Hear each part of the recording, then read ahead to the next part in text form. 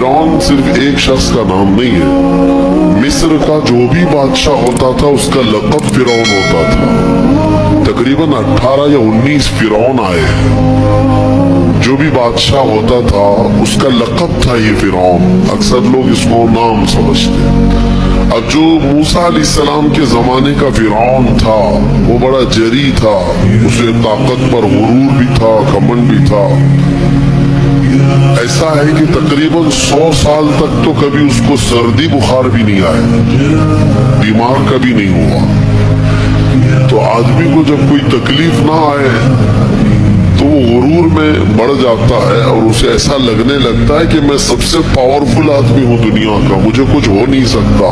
तो यही फिरौन है जिसने अपने जमाने में ये ऐलान किया था कि लोगों मैं तुम्हारा रब हूँ, तुम्हारा बड़ा रब मैं हूँ, मेरी इबादत करो। बात तो चल रही थी और लोगों को अपनी खिदमत पर मामूर करने की बजाय अपनी इबादत पर मामूर करता था। हजारों लोग उसको सजदा भी करते। एक दिन ऐसा हुआ कि फिरौन ने ख्वाब देखा, आसमान से एक तारा टूट कर उसकी गोद में गिरा या उसके महल पे गिरा और फिर आग लग गई उसके महल में।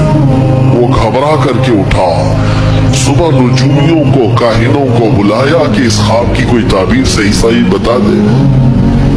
बहुतों ने अलग अलग ताबीरें बताई। फिर जो बड़े माहिर नुजूमी थे उन्होंने कहा कि इस ख्वाब की ताबीर ये है कि बनी इसराइल खानदान में एक बच्चा पैदा होगा जो तेरी सल्तनत को हिला कर देगा, तेरी सल्तनत के हिलाक करने का बाइस बनेगा।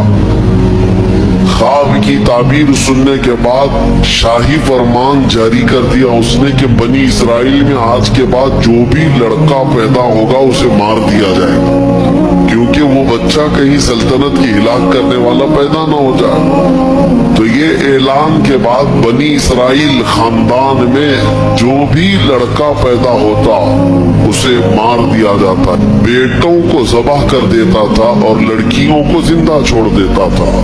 एक साल के अंदर इन्होंने 12,000 बच्चों को ज़बाह किया, पैदा होते ही कत्ल कर देते थे। लड़के को जिंदा रहने का हक नहीं था, सिर्फ डर था।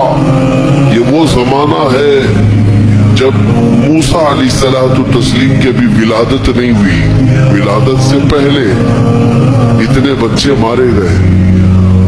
फिर उसके दरबारियों ने उससे रिक्वेस्ट किया कि अगर ऐसे सब मार दिए जाएं तो आपकी खिदमत के लिए बच्चे कहां से मिलेंगे, जवान कौन होगा। तो एक साल छोड़ा जाता, एक साल मारा जाता। इत्तेफाक ऐसा कि जिस साल मारा जाने वाला था उसी साल मूसा अलैहिस्सलाम की पैदाइश। उनकी मां हामिला थी और पैदा होने का वक्त जब करीब आया तो अल्लाह तबारक व तआला जिसे जहां चाहे बचाए, हाँ जिस अंदाज में चाहे वो अल्लाह ताला हिफाजत फरमाता है। तो मूसा अलैहिस्सलाम की मां के दिल में अल्लाह ने बात इल्का की कि तहखाने में चली जाए। वो तहखाने में गई, बच्चे की विलादत हुई, लड़का पैदा हुआ। अब वो घबरा गई कि ये साल मारे जाने वाला है और वो बनी इसराइल खानदान से थी कि मेरा बच्चा मारा जाएगा, कत्ल कर दिया जाएगा। तो अल्लाह तबारक व तआला ने उनके दिल में ये बात इल्का की कि एक संदूक ले लो लकड़ी का और उसमें इस बच्चे को डालकर दरिया में बहा दो। भला कोई माँ कैसे बहाए, लेकिन अल्लाह ताला फरमाता वरबतना अला क़ल्बिहा, हमने उनके दिल को मजबूत कर दिया था। जब अल्लाह ताला किसी के दिल को मजबूत करता है तो बड़े बड़े काम कर जाता।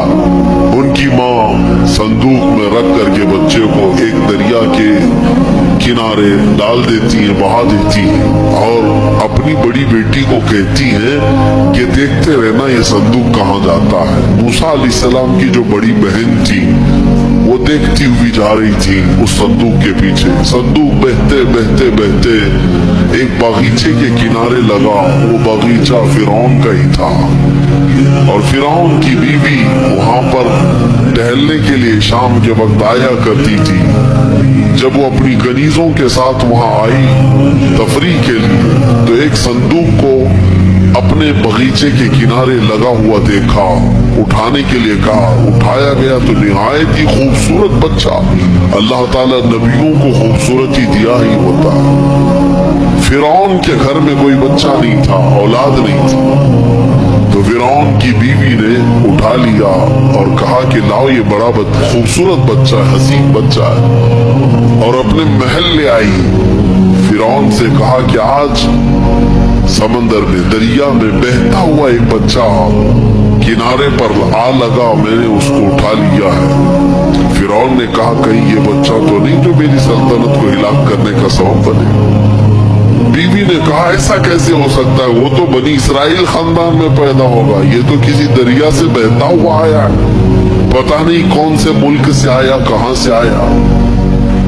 तो बहरहाल उसकी बीवी ने ये कहा कि इसको मत मारो, ला तख्तुलू असा यंफअना औ नत्तखिदहु वलदा, करीब है कि हम इससे फायदा उठाएंगे या इसको बेटा बना लेंगे। बीवी की बात पर राजी हो गया। फिरौन जो है बेगम की बात पर आ गया और उसके बाद रख लिया बच्चे को। औरत के मशवरे पर अमल करते हुए उसने रख तो लिया बच्चे को। अब परवरिश की जब बात आई, बच्चे को दूध पिलाना है, तो तायाओं को बुलाया गया। शाही खानदान में बच्चे की परवरिश हो रही है, बहुत सारी औरतें आई, दूध पिलाने की कोशिश करती रही। मूसा अलैहिस्सलाम किसी का दूध नहीं पकड़ते थे। उनकी बहन वहीं खड़ी थी, उसने कहा कि मैं एक दाया को जानती हूँ जिसका दूध हर बच्चा पी लेता है। उससे कहा गया कि बुला लाओ। वो जाकर अपनी माँ को बुला लाई, अपनी माँ को ले आई और उनकी माँ आई, मूसा अलैहिस्सलाम को अपने सीने से लगाई तो दूध पीने लग गए।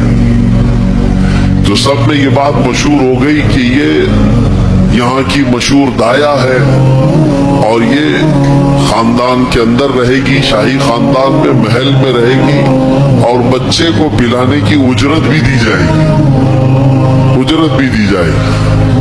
फिरौन के घर में परवरिश भी और उन्हीं की माँ से दूध भी पिलाना, फिर प्लस उसकी उजरत भी दिलाना, ये शान है रब्बे जुल जलाल की। वो जहां चाहे जैसे चाहे परवरिश फरमाए, हक की हिफाजत करना ये मौला की शान। खैर, मूसा अलैहिस्सलाम फिरौन के घर में परवरिश पाते रहे। जब आपकी उम्र 2 साल के करीब की हुई, फिरौन और उसकी बीवी बैठे हुए थे। मूसा अलैहिस्सलाम खेलते खेलते गोद में आए और फिरौन की दाढ़ी पकड़कर उसके मुंह पे तमाचा लगा दिया। पहली मर्तबा किसी ने बादशाह के मुंह पर तमाचा जड़ा है तो बेटा घर का, लेकिन फिरौन को पहली मर्तबा वो सन्नाटेदार जो थप्पड़ लगा, हो सकता है तारे नजर आ गए, वो घबरा गया, कहा कि ये बच्चा ऐसा कैसे मुझे मार सकता है, हाथ कैसे उठा सकता है। दस्तरखान से उठ गया और कहा अपनी बीवी से, बेगम मुझे लगता है यही वो बच्चा होगा, यही बच्चा होगा जो सल्तनत के हमारे खिलाफ जाएगा। फिर बेगम ने कहा ऐसा कैसे हो सकता है, बच्चा है, छोटा है। और लाड़ प्यार में बच्चे माँ बाप के साथ इस तरह की हरकतें करते हैं। फिरौन ने कहा नहीं, मुझे